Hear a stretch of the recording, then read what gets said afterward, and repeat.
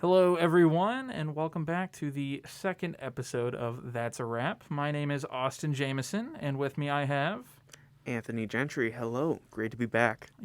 This week we have a couple things to talk about. We're going to start off the episode by talking about something Anthony has watched recently, and then we're going to be getting into the Eternals. So look forward to that. In the meantime, Anthony, Yes. would you like to talk about what you watched? Sure. So this morning I watched the movie called Passing. It just came out on Netflix. It's directed by Rebecca Hall, starring Tessa Thompson and Ruth Negga. It is based on a book I'm actually reading in class right now about these two women who were childhood friends, reunite in the 1920s. And one of them, they are African American women, and one of them passes as white for a living, and the other, her name is Claire, and the other woman, who is kind of our protagonist, is named Irene, and she does not pass for a living, but she does pass occasionally, just for comfort, for leisure, sometimes Gotcha. like that. And so this movie, first I want to talk about the book. I think the book is great. The first time I read it, I thought it was good, but then the more I delved into it, the more I thought about it, it became so much more intricate and complex. And this movie, for a majority of it, captures that. It is very good. I think the performances are amazing, by the way. Tess Thompson, Ruth Negga, they are amazing in it. And there are so many themes of it. There's themes of race, obviously. There's themes of identity, gender, sexuality, and what I'm writing my paper about of domesticity. And in the movie, those themes are there, but it's not quite there as it is in the book. And a large part of that is because the book is told from Irene's perspective, which Gotcha. gives a sense of unreliable narratorness, and also just reveals her inner thoughts. Yeah. Whereas the movie obviously can't do that as much, and I feel like it does suffer a lot. Because while the themes are there, they're not as apparent, Right. and it just kind of gets weighed down by that. Also, I want to talk about the ending of it. The ending in the book is left very ambiguous as to what really happens, whereas in the movie it is ambiguous, but I feel like it's not quite ambiguous, and that's also what made the book so appealing, because it kind of wraps in everything about it, and the movie does it, but it also feels like it's just trying to follow the book instead of following the book, but also making it its own and being as ambiguous or just as stylish as the book is. Gotcha. So that's just quick thoughts. If I had to rate it, give it probably an 8 out of 10. Still really good. You guys should go see it, but the book, it's way better. Gotcha. Well, thank you very much for that. We're going to hit on another movie as well that I personally missed. I saw it, but Anthony tried to convince me to do another episode the week prior to this. And you said no. I passed up on it. I had not heard of the movie, really. I knew it was by a really good director, but I had no interest in it. And then I ended up seeing it with my girlfriend out of really convenience. And I absolutely loved it. Of course, I'm talking about Last Night in Soho by Edgar Wright.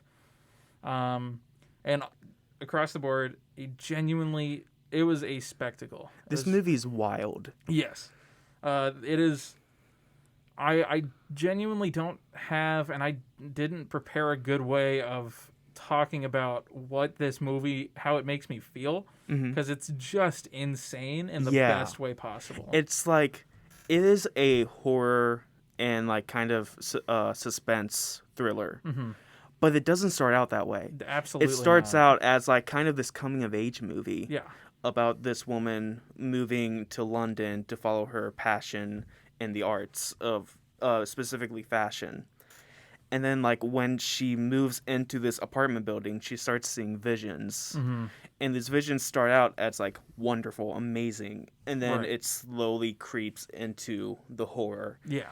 And then once it gets going, there's not a lot of horror. Mm-hmm. But for me, at least, it was effective. Absolutely. I was, like, gripping, like, the arms of my seats. Uh-huh. Like, please no, like, just squirming. I Yeah, didn't want to...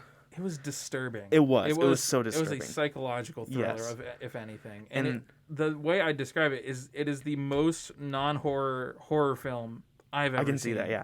Edgar Wright just continues to be one of the best working directors today. Mm-hmm. Like, every single one of his movies, I love. Like, Scott Pilgrim, Baby Yeah. Driver, Shaun of the Dead, Hot Fuzz is amazing. Those are all just amazing efforts Yeah. by him, including this. It's great. Yeah, he time and time again pushes the limits of what you can visually make Yes.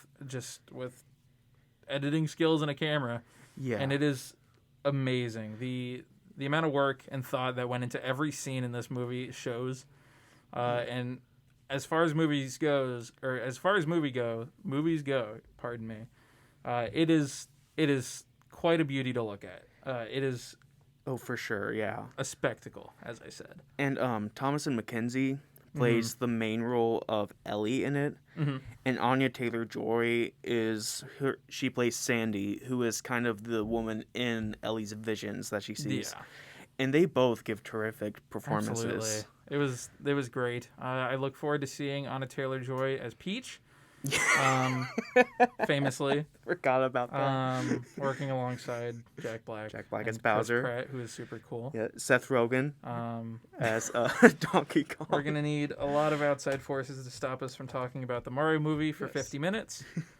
So I will cut that off there. Yes. Last Night in Soho, go see it. Absolutely. It's amazing. Well, I will say, it did not perform well No, by any means. At the theater I work at, it's gone. It's gone. I believe it opened October 29th. Or Yeah. maybe It was right before Halloween. Yeah. We had it for 2 weeks, and we removed it. That's And actually a big shame. it really is. Yesterday, I worked the night, and we had, I can count 3 occasions where people came in wanting to see it. One of those, they already had tickets purchased, but they got switched out, or the showtime got canceled. No. And it was for projector issues. But we're canceling Last Night in Soho because we have a new movie coming out to tease next week's episode. It's going to be a big one. It's going to be a big one. It's going to be a big red one. It is Clifford, the big red dog. I hope you... I can't believe we're doing Clifford, but... I can, honestly. Yeah. It's going to... I mean, we have Dune, we have Eternals, and we third have episode, we have Clifford. Oh, my goodness. It's going to be great. Yeah. But should we move into Eternals now? I believe should we give a quick rating, too? For rating... For Last Night in Soho. Last Night in Soho, gosh. I give it a 9. I loved it. I thought it was great. I would say, yeah, like I'd probably give it an 80 or 8.7, like ish, or like around 9. Yeah, so we're around the same. Really good, not perfect, but by all means, it got close. Yeah, it's great. All right, now we progress to our main topic for today is the newest Marvel movie on the block with 10 new fascinating superheroes, the Eternals. Yes. I did explain at the beginning what we do here on this specific podcast. We have one of us research, find fun facts, statistics, anything like little things that might slip by you while you're watching the movie. And then the other person gives their completely unfiltered response. They don't look up anything. They come straight from seeing the movie into the podcast, and we talk about it. In this case, I, Austin, am the researcher for today. And I just went in blind, and I have not looked up anything. Yes, so let us begin. First of all, Eternals is one that fans have been kind of iffy about heading into it. The critic reviews, just to start with the reviews really, have not been great. No, they are horrible. The tomato meter of Rotten Tomatoes is 46% from the critic reviews. Wow.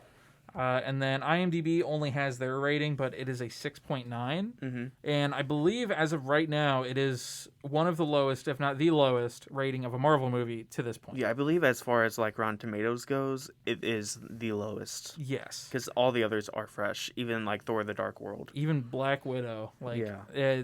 And to note, Black Widow did extremely well while still being one of the weaker Marvel movies. I was personally surprised that Eternals was doing this week.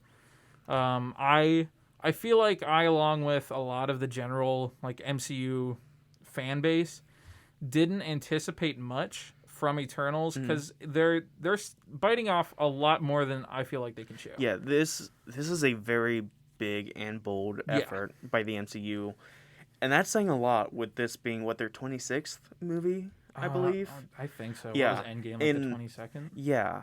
Endgame was 22nd. Mm-hmm. So with this being their 26th movie, and you can still say they are swinging for the fences. For one, it says a lot about the MCU as a whole, but it also says so much about this movie, and it is so ambitious, and you see that just from the very beginning. Yeah, ambitious is definitely the word for it. With the movie, it is 2 hours and I believe 32 minutes long. Yeah, somewhere around there. Another 1 a.m. Night stretcher going into the theaters. And it has a lot of story to tell. Yes. And I'd say do you want to begin with our like just general thoughts right off the bat? Sure. Yeah. I would give this movie around a 7, maybe 7.5 out of 10. I will say I saw this opening night, and then the next day I went and saw it again just to get my thoughts together. And my opinion has risen since I saw it twice, and even since then, just thinking about it over. I do think it's maybe some of the weaker elements of the MCU, but it has a lot of great things about it too. Yeah. So I would give it maybe like just a flat 8 or maybe like 7.5, just around that range. Not great, but not nearly as bad as all the like reviews and the articles are taking it out to be. The audience score on Rotten Tomatoes is 80%, which is 34% more than the critics think it is. There's a big divide right there. And I feel like that was consistent for all the critics, as you had that 2-week interval before it came out, and there was no really hype generated for it besides fans kind of like inching their way towards it, like, am I gonna like it? Like they're gonna do too much. It's gonna be confusing. And then to get into that, it sort of was. It sort of wasn't. And their 2.5 hours time span, they have 10 kind of a mixed origin story to tell, and then they have a present day plot that they have to tell as well. Yes. And so it's a matter of telling all of their stories, creating dynamics between all the characters, all right from the get-go. Yeah, and should we say what this is about? It's so basically it is about these 10 kind of like gods, I don't like in a way, but they explicitly say they're not gods. They just have like superhuman powers. In the context of the MCU, and they announced this at the beginning of the movie, it's public knowledge. I do want to say right now, there will be, I'm going to say light spoilers. We're not going to do anything big. It's pretty much anything that would have been like in some article or a interview, a news or just release. A small thing we want to point out. Anything. So nothing big, nothing that you wouldn't be able to tell just from being a fan of Eternals without seeing it yet. But for the Eternals themselves, if you're familiar with the MCU, they were created by Celestials. Yes. And they're imbued with this cosmic energy that gives them power of what is personified as gods. Yes. One of the big talking points in the MCU when Eternals was created is that they're like this almost almighty beings that are here to defend Earth, and then it's like, why didn't they help with Thanos? Yeah, and their sole role is to defeat these things called deviants on Earth, which are just kind of, as they explain in the movie, like these apex predators. Yes. Who just feed on humans, and so they're sent there to protect them. Correct. They were sent to defend Earth, and the deviants are there to basically destroy intelligent life. Yes, and that's what exclusively from the deviants too. That's what the Thanos thing comes in. Exactly. So their explanation for kind of being absent throughout history and being almost in that like kind of what if watcher kind of way where they cannot intervene unless there's deviants. Yes, I thought that was a good explanation because you do see the entire time they are there to defend Earth, but they also want to help humanity evolve, Mm-hmm. and each of them has a role. Especially like Fastos, Yeah. who is this kind of mechanical guy. Yes. He helps the humans evolve through inventions. In one scene, he wants to introduce the engine, and Yeah. they say no, it's too early, and he's like, okay, fine. How about a plow? Yeah. And Exactly. that like just stuff like that. He just helps them evolve through that Mm-hmm. and things like that. Yeah, On that note, there was a lot of the character development that they did. I feel was pretty good. yeah. Um, I agree. Across the board, I really did like almost all the characters off the top of my head. There's none of them that I particularly dislike. However, the way I'll describe this movie as a whole, and it's how I've been describing it to anybody who's asked me so far, is that it is a sequel to a movie that doesn't exist. I can But see that. at the same time, which I'll get into, is what they were going for. Kevin Feige did an interview with Collider where he said that he wanted to make a story or start with Eternals as a family, as this ensemble that immediately is together. That like they didn't want. I would describe this movie as watching Guardians of the Galaxy 2 without seeing the first one. The band of friends of the team is already together. They're already facing problems, and then they work on they quickly establish the dynamics. They try with their 2.5 hour time limit, and then they move on from that point. Yeah, I have been describing this as kind of like a good Thanksgiving movie in a way. Yeah. Just because it is all these people with all these different viewpoints, all these like different backgrounds, Yeah. and Okay. just coming see what you- together Yeah. for like a good cause. And I will say the characters, they are the strongest part of this movie, and they are so diverse. This is like Definitely. the most diverse the Yeah. MCU has ever done. There are people from all different backgrounds, but not only that, there is a deaf character. There is a character who I would say like has a disability with Angelina Jolie's character, Athena. Yeah. Who she is kind of haunted by, I wouldn't know how you would call it, but it's almost like she's getting possessed. And so it haunts her and she needs help with that. And I think she, like for her specifically, she gives a really good performance of portraying her strength but also her vulnerability with that. Absolutely. And just the people who help her Yeah. with like all the other Eternals, specifically who is the character again? I'm sorry. With Thena? Yes. That was Gilgamesh. Gilgamesh, That yes. worked with Thena and said like I would take care of her. Yes, he also is great. He has like Yes. these like super hands, The basically. Yeah. There's one scene with a deviant. It's a flashback, and they basically defeated it, and the deviant gets back up, and instead of using his fist, he uses just his palm to Yeah. just slap him back on the ground. And it is like not meant to be comedy, I think, but it is so funny just how Yeah. out of nowhere he just turns around and just slaps that sucker back to the ground. Yeah. It is MCU action at its finest. Yes. With speaking of diversity, I feel like the best thing that they nailed with this whole cast is anybody going into this movie blind who had no previous knowledge of the Eternals in the comics, especially, or I didn't, I would not have known otherwise that none of these characters, or like half of these characters really, were changed from the Oh, get-go. really? Some were excluded, some were not. Let me go ahead and find this real quick. Ajak, Sprite, and Makari are all just male dudes in the comics. Oh, wow. And they were all changed. Like obviously the diversity of all of the, like some of them are changed. I believe Phastos is pretty accurate without the in the comics he's more of this like Luke Cage-esque like buff inventor where he's like ready for a fight. And then as I wish I had the credit right now. I wish I could find it.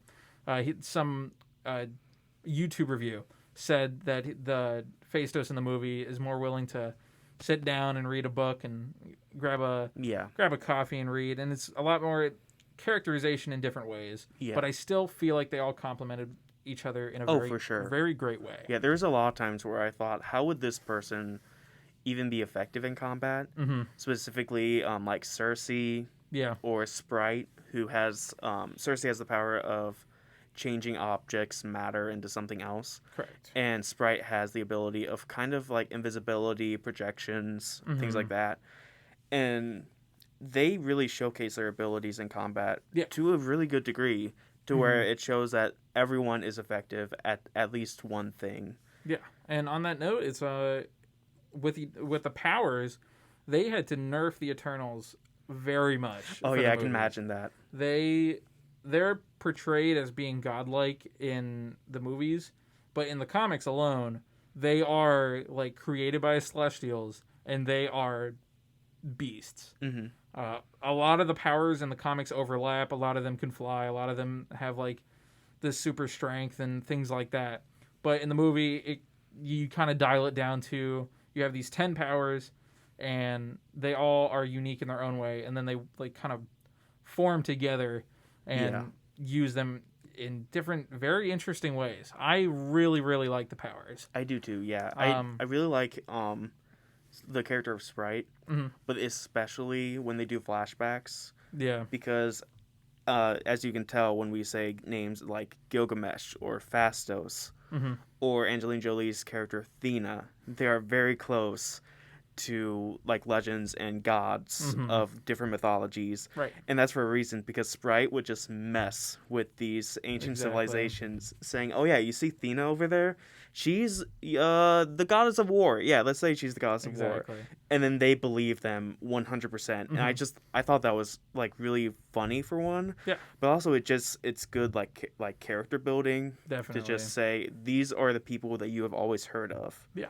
Just brought to life. Mm-hmm. And like with what's considered the captain or the leader of the group, you have Icarus, who is this basically just Superman without Yeah, a cape. they even say which that, yeah. they mention in the movie. It's, I believe, for the DC universe, is the first time they mention like Superman or Batman In the that MCU, context. I think maybe in the early installments, like Iron Man, they possibly do, Um, but I don't know off the top of my head. I know for a fact, in that scene where they're talking about Superman and Batman, or specifically Superman, they also hold up a Star Wars comic.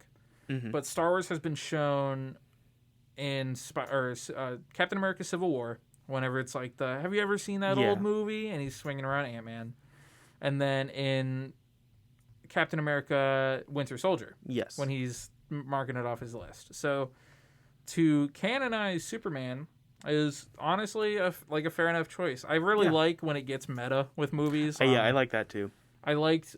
Have you seen Logan? I have. I really like the Oh, the inclusion comic of the books, comics, yes. and like really in Logan, that's like one of the main driving plot points is trying to get to Eden, and it's like the little girl, her reference is a comic book. Yeah. And he's like, this is not real. This did not happen. Yeah, I thought that was great in Um, Logan. Yeah. I will say the villain in this movie, at first, I did not like at all, because Mhm. for me, it came out of nowhere. For Yeah. me, like, I was just thinking, you don't need a villain to have a threat. Mhm. You can have a big threat, and you don't need a face behind it. But then on a second watch, when I was just really analyzing it, I was able to get the characters even more, and the certain character who becomes the villain, I understood their motivations and why they became the villain, and so I felt like it just became stronger for me. Yeah. I feel like of all the plot points that they really didn't have to include, it's what you're saying with where there's one of the characters in Eternals is this kind of, it's just an embodiment of evil that is very cookie cutter, like he's evil, he's Yeah. bad, and then But even on like my second watch, I was like, they're not evil. They just have this certain viewpoint, yeah. and it just differentiates from the Eternals. Hmm. I will say the other villain that we see in the movie, who is played by Bill Skarsgård, Mm-hmm. he is so throwaway. Yeah. He's just a deviant who evolves, and Mm. he's in it for 2 scenes, like not even 5 minutes, Yeah. and then he's gone. That is the that's what I.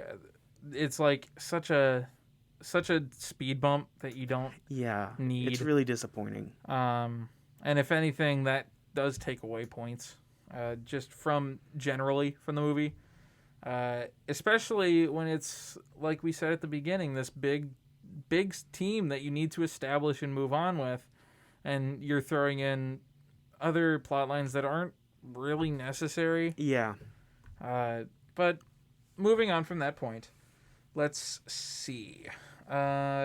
We can talk about going back to the deaf actor, Lauren Ridloff. Lauren Ridloff is the actress who plays Makari. hmm And first of all, Makari is awesome. yes. I wish we got more of her. I'd say one of my favorite superpowers generally is super speed because there's like, I really like that there's more than just Yeah. like run fast that goes into it. Yeah, and when we were talking about it, Mhm. like I remember you saying she was one of your favorite parts of the movie. Yeah, And for me, I only disagreed just because she was barely in the movie that I Mhm. didn't feel like I got enough with her for her to be my favorite part. Mhm. But I still think her character was so strong and Yeah. so great. I loved her. Yeah, as a superhero, it's always super duper interesting to see different takes at superpowers. Where like with Quicksilver, his kind of gimmick is that he perceives time slower, and that's how they showcase his powers with time in a bottle and those scenes from Days of Future Past. Yeah. With her, time doesn't slow down, and you don't see her do the like cool slow motion running up debris and running around dust and kicking stuff. It's all fast, it's all in real time, but she creates sonic booms by running and stopping super fast, and I don't know, it just looks It is really so cool. cool. Also, we haven't talked about Kingo at all. Yeah, Kingo. Oh my goodness, what is his name? There is a character associated with Kingo in the movie. Yeah, he's played by Kumail Nanjiani. Oh, yeah, I know. Yes. His valet. He His valet is the best steals part. the yes. show. I will say there's not a lot of comedy in this movie, which I find very refreshing, especially for an MCU movie because they're so full of comedy. Yes, But his valet is so funny. it's such an amazing balance. Yes. And like you feel for his character Right. because he's one of the only human characters in this. So he is kind of like the audience where like you see this threat through his eyes. And the threat is that it was in the trailers. The world is going to end in I think about like 7 days. And so they have to get together and find a way to stop this. Yeah, and the valet is such a good balance of funny when you need to be, but he's not just comedic relief. Like, Yeah. there are serious scenes where it's such a good balance. He did an amazing job. And the comedy doesn't drag down the dramatic moments. Yeah, Like, I love Thor Ragnarok, but it's not one of my favorites because the comedy does drag down, especially at the end when Asgard explodes, and then they make a joke, which kind of weakens the entire dramatic point of that. But in here, it does not do that. It just resonates with the drama and just lets it sit.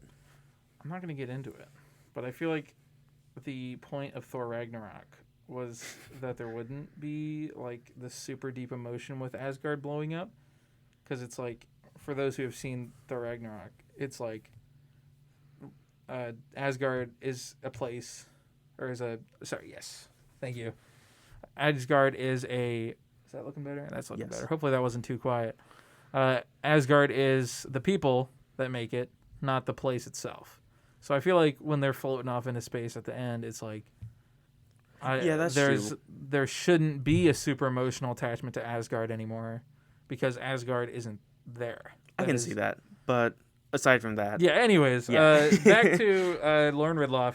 I have a New York Times article by Sarah Barr where it was with Lauren talking about the first deaf superhero and in the she's MCU. deaf in real life. Yes. Yeah. She's been deaf since birth. And the question that I selected here was, in the comics, Makari is a hulking, hearing white dude. Were they specifically looking for a non-white, deaf female actor? And Lauren answered, "To be honest, I don't know much about how they made that decision, but I love that they decided to make Makari everything he's not in the comic books. He's a huge guy, let's find someone tiny. He's blonde, let's find someone who has black hair. He's a man, let's go with a woman. He's hearing, and now the character's deaf."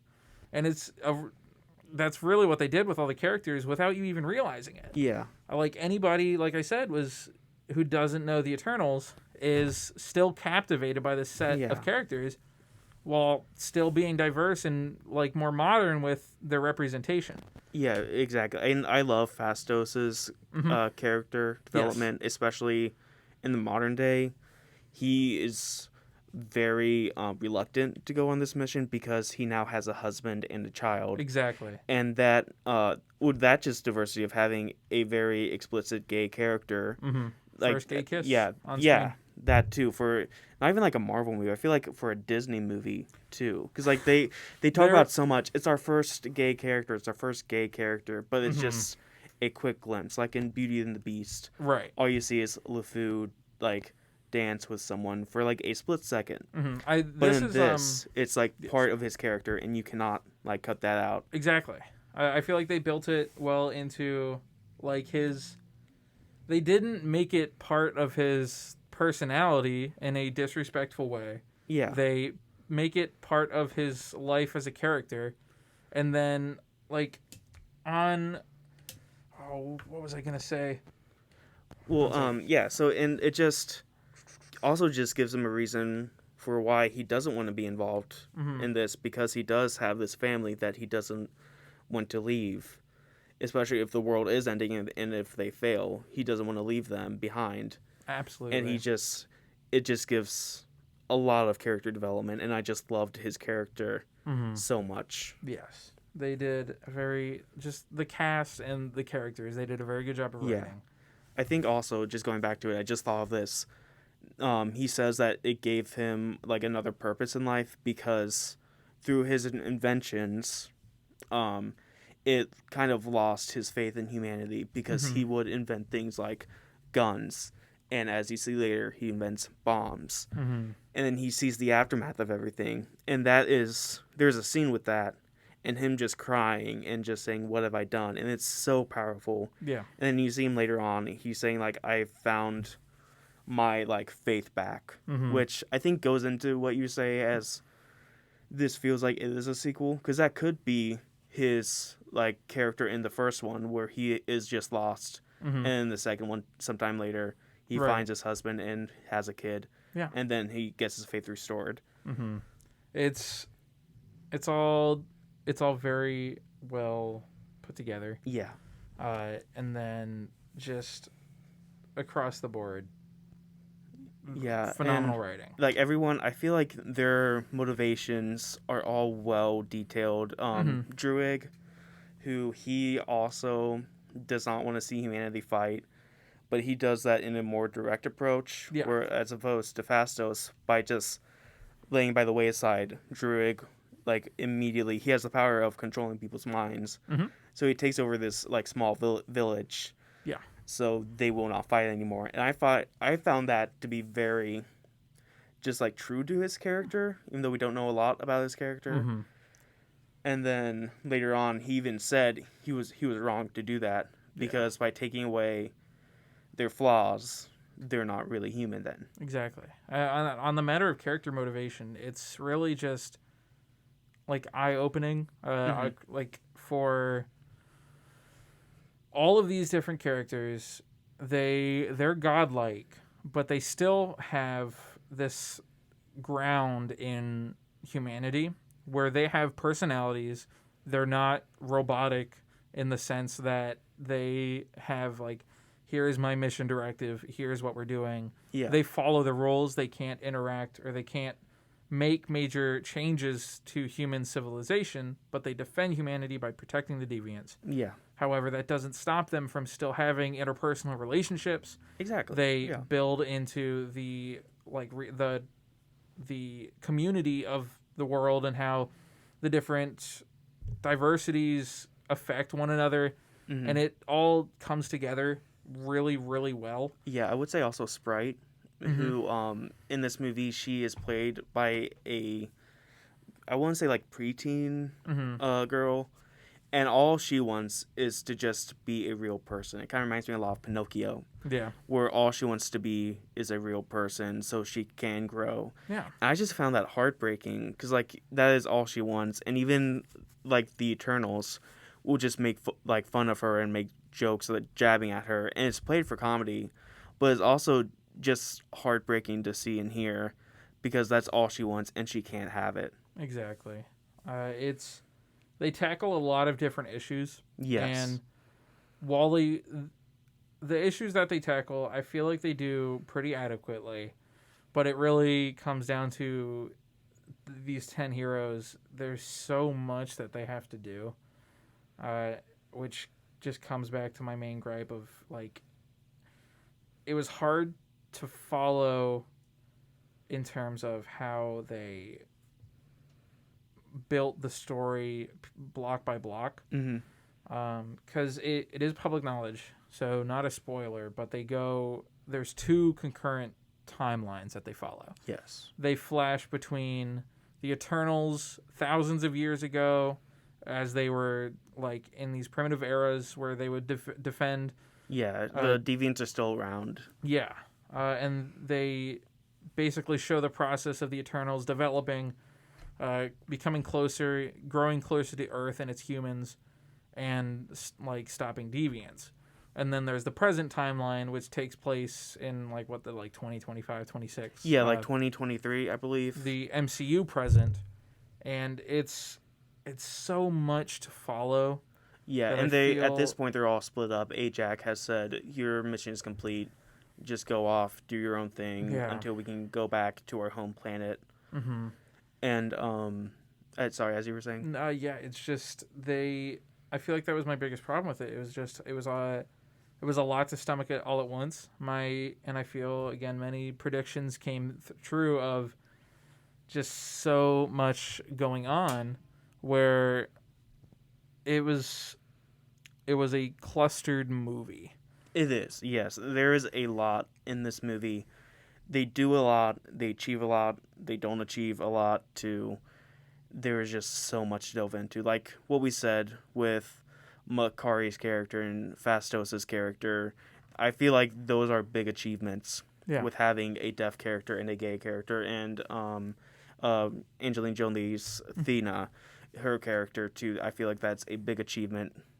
Mhm. But there are also some where it could be better. Cersei, like she is kind of who we follow through this movie. Yes. She's the first person we see in the present day, and her character just feels like she's just there, Mhm. and you're supposed to believe she is like this great and like powerful person.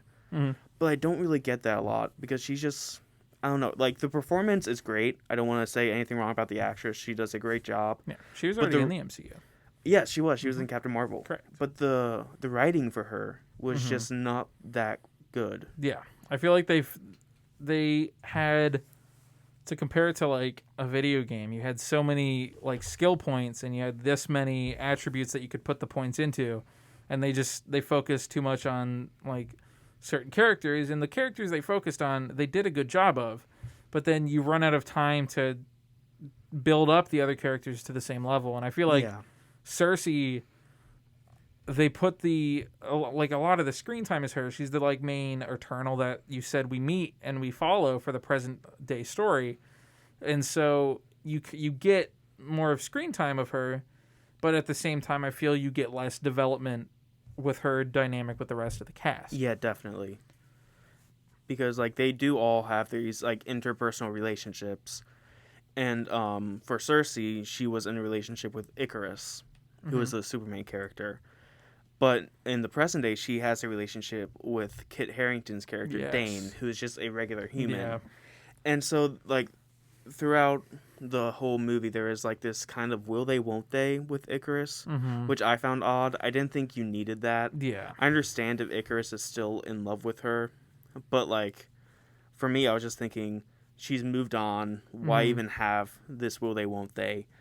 But they just carry that through the entire movie, and I'm just thinking, you don't need this for her character. Yeah. She can be like someone else, like not someone else, but just different than just having a romantic interest. Yeah, it doesn't feel like a romance between Cersei and Icarus. It feels like just a romance that could fit in any Yeah, instance. It's not unique, and I feel like that's where you lack the seat or the like. I guess in this case, a prequel.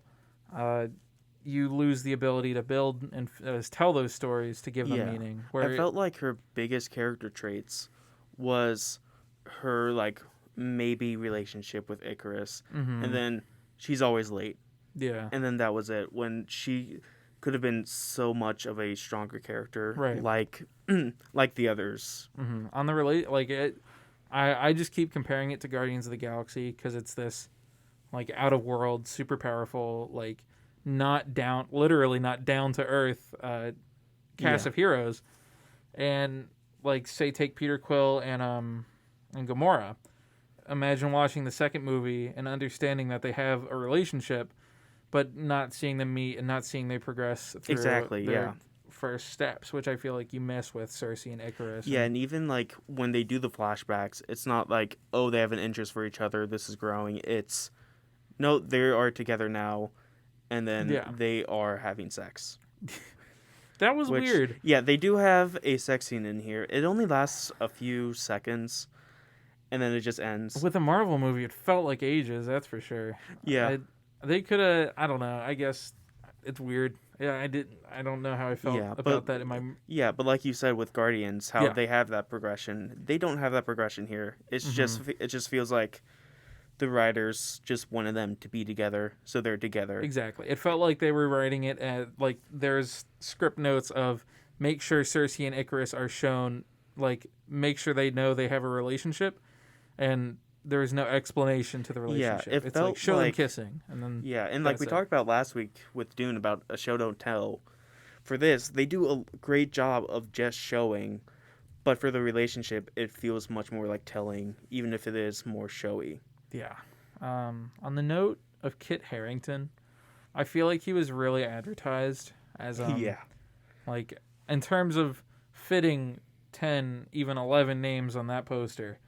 You have, I feel like it's the Dune Zendaya effect. I thought he was an Eternal, even when Uh, watching the movie. I thought too. so too. He looks like Icarus. Yeah, it aren't was. they both Game of Thrones people? I know Kit Harington I think is. so, but like even in the present day, it starts out with a flashback, Yeah. and Kit Harington wasn't there. But then when they go to present day and he is there, I just thought, oh, he is just another Eternal sent there. Right. But that is not the case. He's just a regular human who Mhm. is in and out, just It- like Zendaya. He in was Dune. played by Richard Madden, who I believe Are you talking about Druig? Icarus. Sorry. Icarus, Icarus is yes. Richard Madden, and he looks a lot like Kit Harington, which I thought was confusing the entire time. Yeah, I can see that. If they didn't have the costumes are really cool. I'll say. Yes, the costuming Um, for all the characters are just so well done. Yeah. Another like just good looking Marvel movie. I wouldn't say it's like anything out of the ordinary. It's pretty much what you'd expect going into a AAA Disney Marvel movie. For the cinematography? Just like the spectacle of it, where it's Okay. like you expect big. Like I like the posters. The main poster with the silhouettes that we use for the promotional Instagram. Yes, go check out post. our Instagram. That's a wrap NCR. Yes, we're going to Yeah, keep posting there. Follow us for updates. We yeah. got Anthony running that. He's doing a Yes. great job. I would say I love the cinematography in this because they do shoot on location Fair enough. for most of it, and so that gives it a sense of just being real. Yeah, Whereas for like every other MCU movie, it's a green screen. yeah. But like That's- Chloe that's Zhao, fair. who is an amazing director with this and Nomadland, she's just I am so excited to see how her career goes in the future. Yeah. But just her didn't she insist that it is going to be shot on location? I think so. Should there? From what I've seen, there was a lot of decisions that weren't easy, or like that weren't the easy path Yeah. that she opted to take in order to like get that effect of Yeah. what you're looking for. And I feel like those decisions paid off because just wide landscape shots. Mm-hmm. They were just beautiful, and they made you feel more into the world. I will also say Chloe Zhao is one of 3 now directors who are Oscar winners who have directed Marvel movies. Yeah, I believe there's the other that, one is Kenneth Branagh. Joe Johnston, I think his name is. He directed did First Captain Avenger. America. Yeah, Yes. And then it would be what was the Kenneth other one? Branagh, right? I think so. Unless there is another one who I'm not sure about. But I know he's directed a lot of Shakespeare stuff, and I think some of them won Oscars. Mm-hmm. But either way, just it had a really good team behind it. Yes, for sure. And I feel like Feige strikes again. Eternals would probably work really well as a Disney Plus show. Like if I they can see they that. gave it length, imagine like one episode or something, and they don't make it hour-long episodes like the rest of them, but like that each character gets a feature. Yeah, even if it was like a 10-minute short, but just for Yeah. each character, It'd be nice. that'd be so good. Even like going into the movie before it came out, Yeah. just having that they just for character development, so you know who each one is. each character needed a spotlight, and I feel like the movie really just kind of flooded all of them at once. It was more Yeah. of like a strobe, where you get these features in and out, and you can't really keep up with attaching to a character because it's so quick to jump around. And the features are great, Mm-hmm. but like you said, it just jumps around so much. It's hard to keep track. Yeah, so I look forward to what they do in the future with the characters. There's there's a lot of potential, and I feel like that's what really you had with Eternals from the first place is potential to explore so many different routes, especially with them being celestial beings. Yeah. Well, not celestials, but you know what I mean. Yeah, Eternals. But and yes. shout out to Kumail Nanjiani for Kingo, Uh-huh. because he could have played that character in a very different way. He plays this guy who just kind of shoots energy from his hands. Yes. But when the Eternals break up, he goes and becomes this movie star. Yes. Oh And my he could goodness. have played that as someone who is so full of himself Mhm. and just a giant like doofus. Yeah. But he does not play that. Like even when they go back and recruit him, he says, "I can't leave these people. These are my family. Like we just started shooting our new movie." And a lot of people when we watched that in the theater laughed at that. But Yeah. I found that just to show how caring he is. He doesn't want these people to lose their jobs, to lose their livelihoods. Yeah. And I just found that just be really just like good for his character. Kumail Nanjiani knocked it out the park. Yeah. So did everyone else. Everything in the story surrounding Kingo was very wholesome. And Yeah. while it was like comedic with his valet as well, you get that. And you can get see this he super even good loves his balance. valet Yeah. too.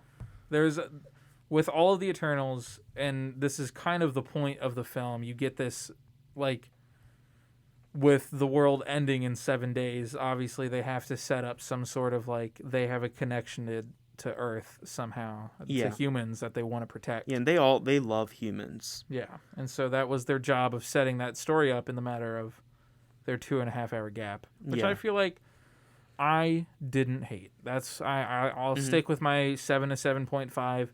I enjoyed it. I'll recommend it. It's not. I'm not gonna say it's as good as like honestly any of the Captain Americas are my favorites. But they're. It's a solid film. Not a 46%. Would you say it's more in like the middle of your rankings or towards the bottom? Probably like right around the middle. It's Yeah, I would say middle, maybe even leaning like towards the higher rankings. yeah Because it's- I feel like I do like it a lot more than you do. Yeah, I feel like I'd be the opposite where it's middle kind of to the lower, but at the same time, I don't really strongly dislike any of the Marvel films. Ant-Man and the Wasp is one of the worst ones, and I really enjoyed it. I mean, yeah, I feel like the worst one for me is Guardians 2, just because I felt it was too much humor. It just took me out of it so much. I did not like that movie at all. I hated it the first time I saw it. I thought it went by way too quick. Nothing made sense. Yeah. And then I bought it on Blu-ray, watched it again, and I love it. Well, I watched it again, and I still had the same feelings. It just, it felt like too jokey to the point where, like I said, in the Thor Ragnarok effect, I'm gonna call it that now, where it just downplays every dramatic moment they have, and even when they do have a dramatic moment and they don't downplay it, it it doesn't feel as heavy as it should be because Fair enough. it is so light throughout the entire thing. Mm-hmm. It just feels there. Yeah, and I feel like there's with Marvel movies with the like kind of culture that they've cultivated, it's hard to get that level of sincerity now where because you expect Marvel movies to be this blockbuster film, they're going to have depth to them and they're going to have like a lot of meaning, especially like a movie like Endgame where like those beats hit. They do. Yes. That has got to be one of my favorites. Yes, probably my favorite movie or moment in MCU ever is Cap catching Mjolnir and it being the coolest moment ever. Yeah, for me it's that and then the portal scene. Yeah, it's all very strong. And they have that capability. But I feel like there is a natural culture-based gap that everybody limits themselves of like where they think of MCU and I feel like it's the same way with like Star Wars where there's nothing wrong with saying like your favorite movie is a Star Wars movie or a Marvel movie. My favorite movie is a Star Wars movie.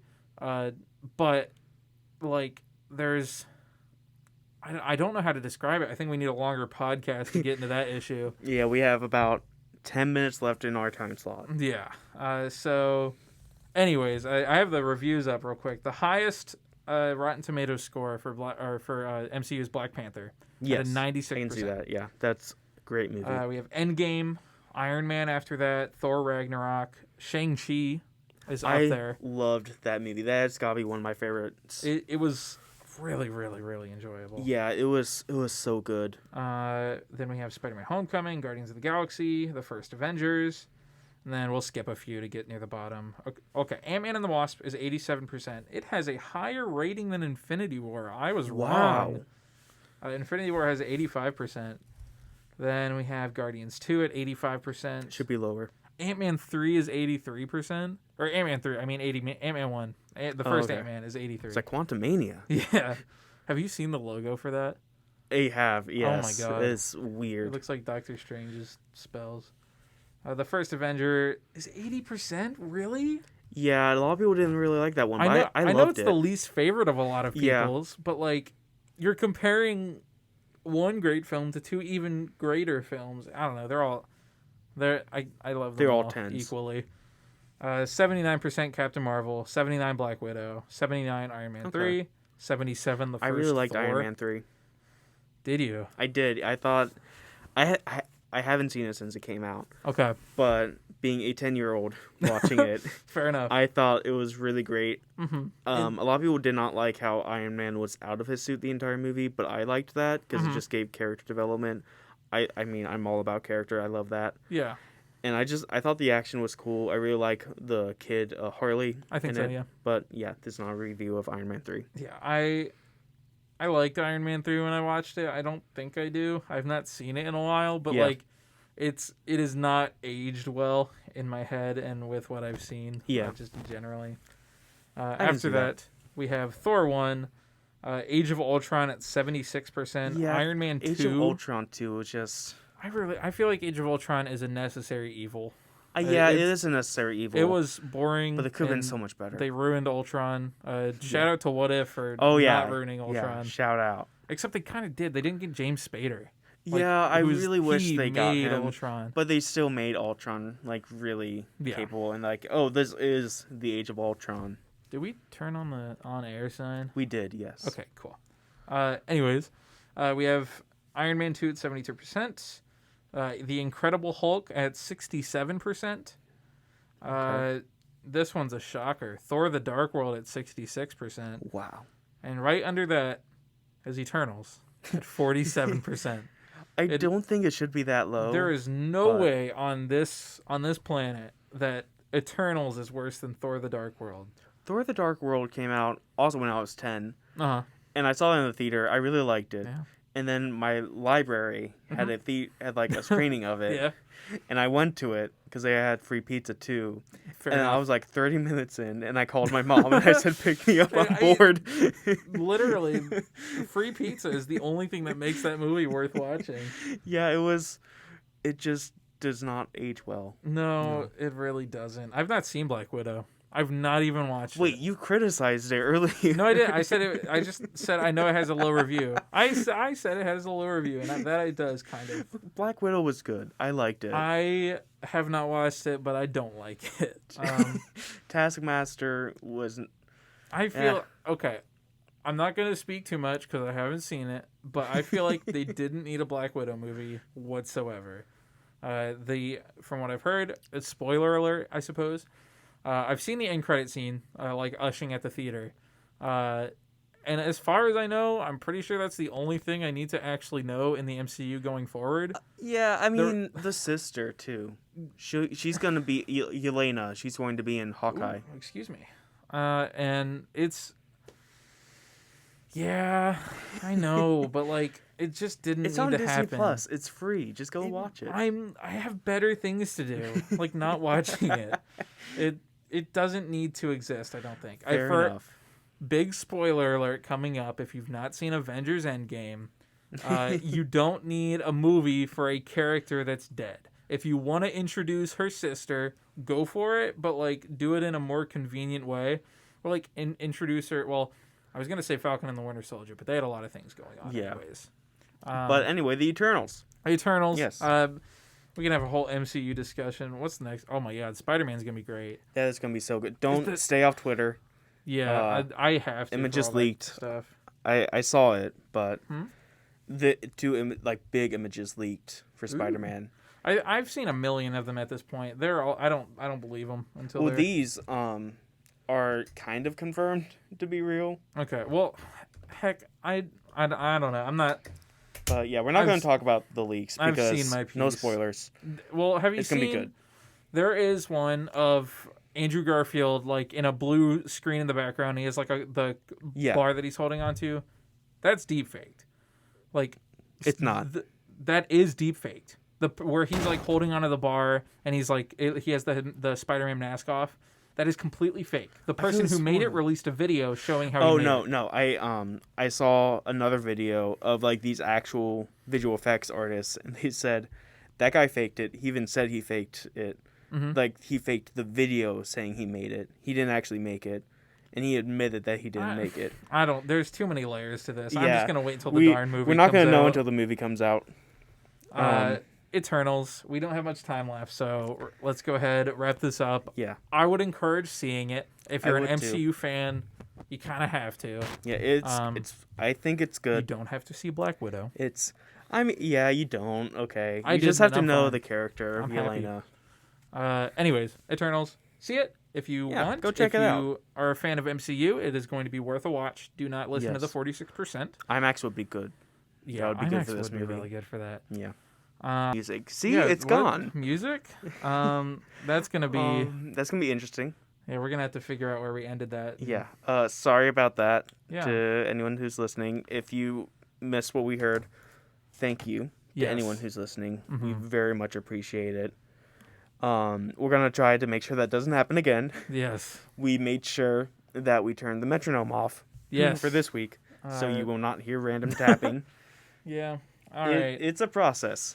It truly is.